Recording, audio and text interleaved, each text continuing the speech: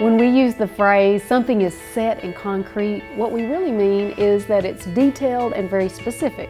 And I think those words best describe my next guest, Adam Steva of Couture, and what he does with countertops and furniture.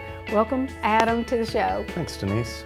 I love what you do with concrete. Tell everybody what it is about your business and what you do. Well, we make primarily concrete countertops, but also other decorative items out of concrete.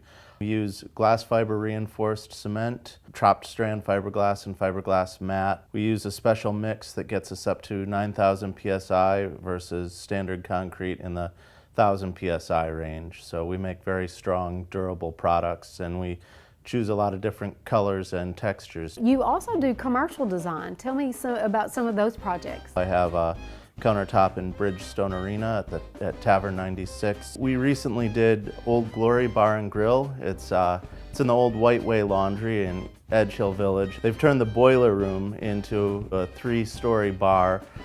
We made concrete countertops that butt into the old crumbling concrete pillars and structures. It wraps around and looks like it's been there for years with the rest of the crumbling cement. One of the things that I had a request is that I wanted in this small space that I was going to have, tiny house, I wanted it to have dual use. I wanted it to be a chopping block, somewhere where I could prep food, but also be able to have a bar and be able to move it around. Now, you met all of the criteria, and not only that, I will have to tell you, Adam, people are hard-pressed to believe it's concrete. How did you do that? We took pieces of rough sawn oak, fastened them onto a frame, sealed them, and cast the cement against that frame. After we had cast the cement, we flipped it over and filled the cracks and voids with a second color of cement that gave the visual look of the rough sawn texture without the holes to catch food and to get dirty. You work also with colors. There's a lot of different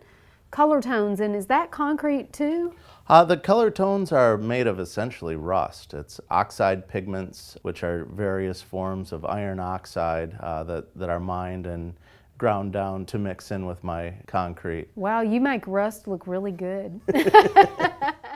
I really love it looks like black onyx, but it's not, it's really concrete. Tell me about that process. Well, that starts out with just regular gray Portland cement, and then we mix in a lot of graphite. If we need to, we can touch it up with a little bit of dye on top of that to get it even more black. And it almost looks like it's a wax or something over the top, but what is the very top? It's an acetone-based sealant that we put on as a wear layer, and then we buff that down so that it doesn't have quite such a built-up glossy plastic look. Now, you work with designers too. Yes. I said I want in this powder room a tropical leaf, like a banana leaf has been laid into the concrete. How did you create this powder room countertop? We thought about initially casting with a real banana leaf, but couldn't find one that met our specifications. So we took pieces of styrofoam, cut them to the right size and shape. We took an angle grinder with a sanding disc on it and shaped it further. And then we took a notch trowel and spread plaster over the top to give it the veins and texture of the leaf pattern. And the color is so vibrant. Like, how did you get those colors? Because certainly that's not a natural color. No, those are acid dyes that we get. You can get almost any color in those, and we put a couple of different colors down and then sprayed them with acetone afterwards to let them model and work together so that they had that almost glazed look. And I love that modeling look because I think that it gives it looks like it's been there for a really long time. Right.